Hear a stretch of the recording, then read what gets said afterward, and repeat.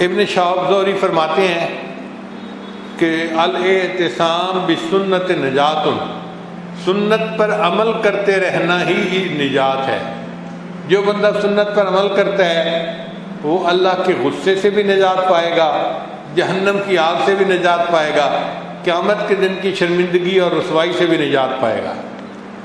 سنت پر عمل کرنا ایسا عظیم عمل ہے کہ انسان اس کی وجہ سے کامیاب ہوتا ہے۔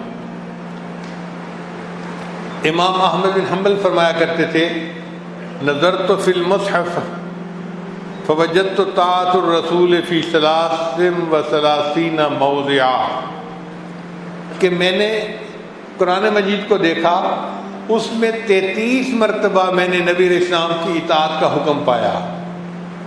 یعنی اللہ تعالیٰ نے قرآن مجید میں 33 مرتبہ یہ حکم فرمایا ہے کہ تم میرے محبوب کی اتباع کرو، ان کی پیروی کرو۔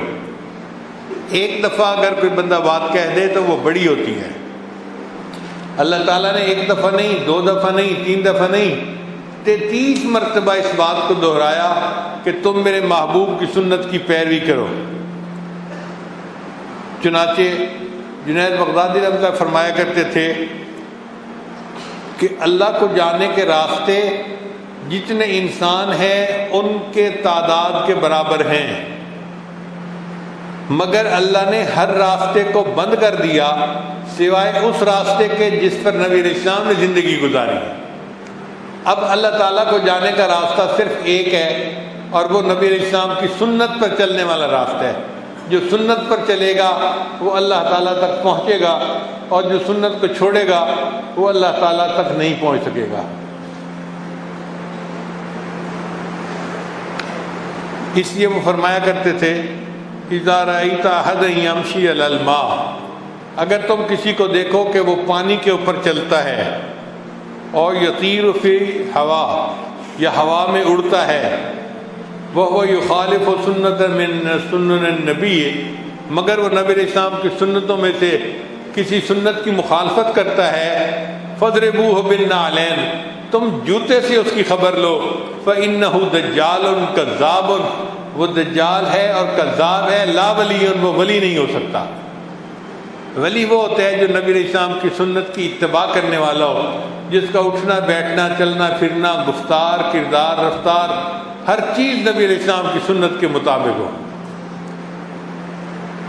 بشر حافظ رحمۃ اللہ فرماتے ہیں، ایک مرتبہ خواب میں مجھے نبی علیہ السلام کی زیارت نصیب ہوئی، تو نبی علیہ السلام نے فرمایا، بشر حافظ تو جانتا ہے کہ تمہیں اللہ تعالیٰ نے اپنے ہم نشینوں میں کیوں بلند مرتبہ عطا کیا؟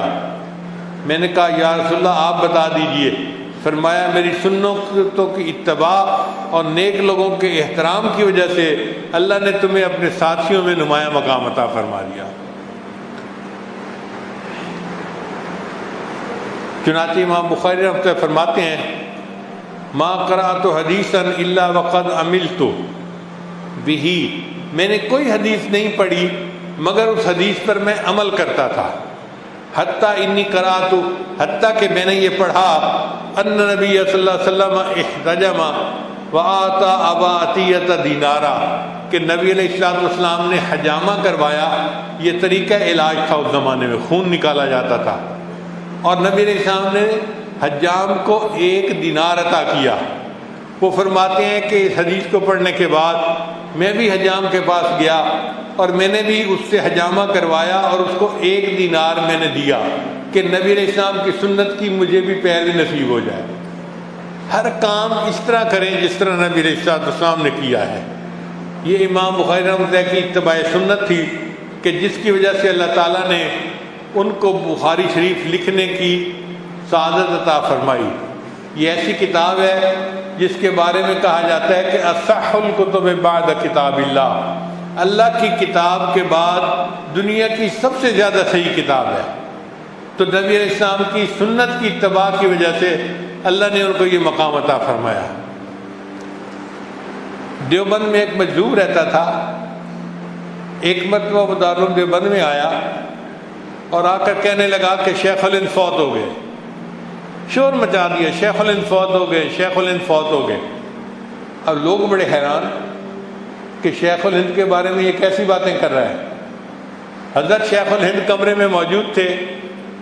جب انہوں نے شعر سنا تو انہوں نے شور سنا تو انہوں نے کھڑکی میں سے جھانک کے دیکھا تو انہوں نے دیکھا کہ ایک طالب علم کے سر پر ٹوپی تھی جو انگریزی قسم کی ٹوپی تھی، یعنی سنت والی ٹوپی نہیں تھی. چنانچہ شیخ الہند کمرے سے باہر آئے اور اس طالب علم کے سر سے وہ ٹوپی اتار کے پھینک دی. جیسے ہی وہ ٹوپی اتار کر پھینکی، مجذوب کہنے لگا کہ شیخ الہند پھر زندہ ہو گیا، پھر زندہ ہو گیا. یعنی ان حضرات کے نزدیک سنت کی اتباع اتنی اہمیت رکھتی تھی کہ اگر سنت زندہ ہے تو بندہ زندہ ہے، اگر سنت فوت ہو گئی تو بندہ ہی فوت ہو گیا. امام ربانی حضرت مجدد ثانی سے فرماتے ہیں کہ میں ایک رات تھکا ہوا تھا، بستر پر لیٹا تو بائیں کروٹ لیٹ گیا. اب میرے نفس نے مجھے کہا کہ تھکاوٹ بھی ہے اور نیند آ رہی ہے تو سو جائیں، کوئی حرج تو نہیں ہے. مگر میں نے اپنے نفس کی مخالفت کی اور دائیں کروٹ لیٹا. جب میں دائیں کروٹ لیٹا تو میں نے دیکھا کہ بہت فیض مجھے مل رہا ہے، اور بالآخر مجھے اللہ تعالیٰ کی طرف سے یہ خوشخبری دی گئی کہ چونکہ تم نے میری سنت پر، میرے محبوب کی سنت پر عمل کیا، اس عمل کی وجہ سے ہم نے آپ پر جہنم کی آگ کو حرام کر دیا. کتنا چھوٹا سا عمل ہے، دائیں سونا یا بائیں سونا، لیکن اس کی رعایت اتنی قیمتی ہے کہ اللہ نے ان کو اشارہ کیا کہ اس عمل کی وجہ سے جہنم کی آگ کو آپ کے اوپر حرام کر دیا. ہم بھی اگر شوق کے ساتھ، محبت کے ساتھ عمل کریں گے تو یقیناً ہم بھی قیامت کی رسوائی سے بچیں گے اور اللہ کے مقرب بندے بن جائیں گے.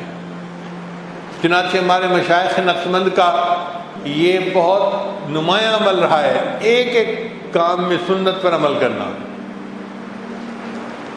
ہمارے حضرت مرشد عالم ایک واقعہ سنایا کرتے تھے کہ ایک مرتبہ حضرت فضلی قریشی رحمۃ اللہ علیہ مجلس میں آ کر بیٹھے، جو مہمان آئے ہوئے تھے، اور فرمانے لگے لوگوں، اور پھر خاموش ہو گئے. اب پورا مجمع حیران کہ حضرت کوئی بات کرنا چاہتے تھے لیکن حضرت نے کوئی بات نہیں کی، لوگوں کہہ کے چپ ہو گئے. تھوڑی دیر کے بعد حضرت نے فرمایا کہ لوگوں، مجھے آج رات نہیں، لوگوں، ایک مرتبہ میرے پیٹ میں ہوا بند ہو گئی، پیٹ پھول گیا، ہوا نکلتی نہیں تھی. کئی مرتبہ ایسا ہوتا ہے نا کہ ہوا راستہ بھول جاتی ہے تو اس وقت تکلیف ہوتی ہے پیٹ میں ہوا کے زیادہ ہونے کی وجہ سے. تو لوگوں، میں تو اس تکلیف کی وجہ سے زمین کے اوپر لوٹ پوٹ ہونے لگ گیا. جب میں لوٹ پوٹ ہو رہا تھا تو میری ریح خارج ہوئی، ہوا خارج ہوئی اور میری طبیعت کو سکون مل گیا.